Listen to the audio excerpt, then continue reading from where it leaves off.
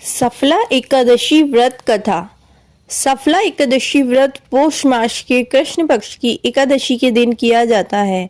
इस व्रत को करने वाले व्यक्ति को व्रत के दिन प्रातः स्नान करके भगवान की आरती करनी चाहिए और भगवान को भोग लगाना चाहिए।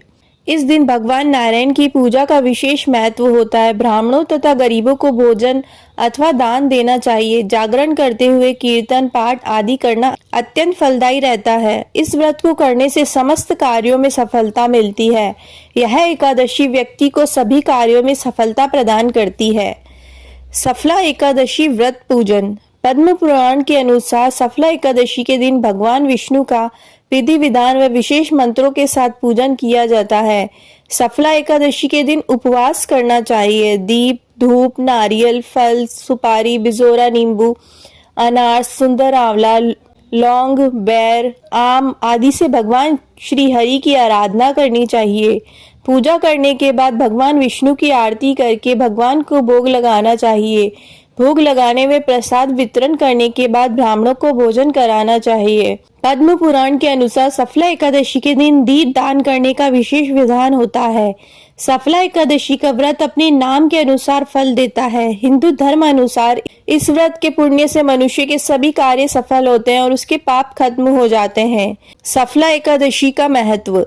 सफला एकादशी के विषय में कहा गया है कि यह एकादशी व्यक्ति को सहस्त्र वर्ष तपस्या करने से जिस पुण्य की प्राप्ति होती है वह पुण्य भक्ति पूर्वक रात्रि जागरण सहित सफला एकादशी का व्रत करने से मिलता है। एकादशी का व्रत करने से कई पीढ़ियों के पाप दूर हो जाते हैं। एकादशी व्रत व्यक्ति के हृदय को शुद्ध करता है और जब यह व्रत श्रद्धा और भक्ति के साथ किया जाता है तो मोक्ष देता है। आइए अब सुनते हैं सफला एकादशी व्रत की कथा। चंपावती नगरी में एक महिष्मान नाम का राजा राज्य करता था। उसके 4 पुत्र थे।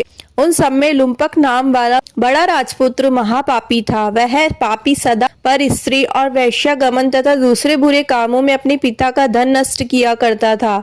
सदैव ही देवता, ब्राह्मण, वैष्णवों की निंदा किया करता था। जब राजा को अपने बड़े पुत्र के ऐसे कुकर्मों का पता चला तो उन्होंने उसे अपने राज्य से निकाल दिया। तब वह विचारने लगा कि कहाँ जाऊं, क्या करूं।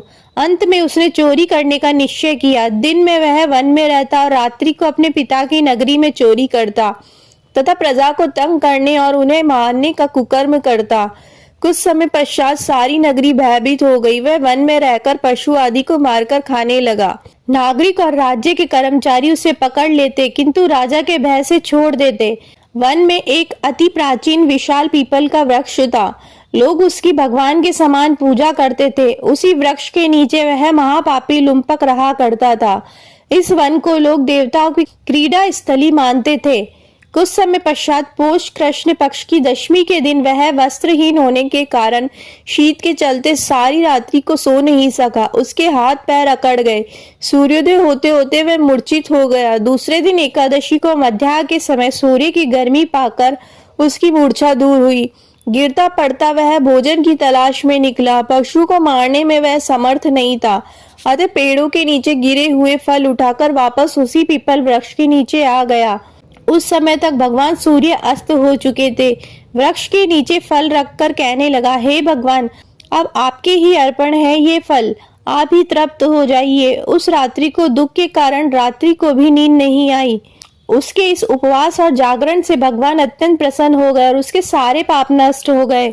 दूसरे दिन प्रातः एक अति सुंदर घोड़ा अनेक सुंदर वस्तुओं से सजा हुआ उसके सामने आकर खड़ा हो गया। उसी समय आकाशवाणी हुई कि हे राजपुत्र, श्री नारायण की कृपा से तेरे सभी पाप नष्ट हो गए हैं। अब तू अपने पिता के पास जाकर राज्य प्राप्त कर। ऐसी वाणी सुनकर वह अत्यंत प्रसन्न हुआ और दिव्य वस्त्र धारण करके भगवान आपकी जय हो कहकर अपने पिता के पास गया।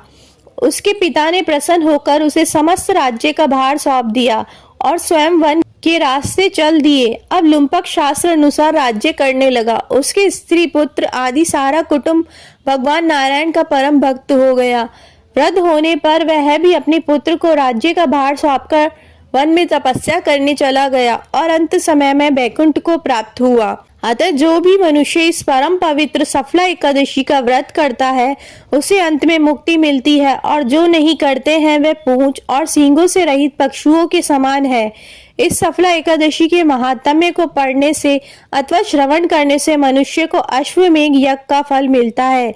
बोलिए विष्णु भगवान की जय।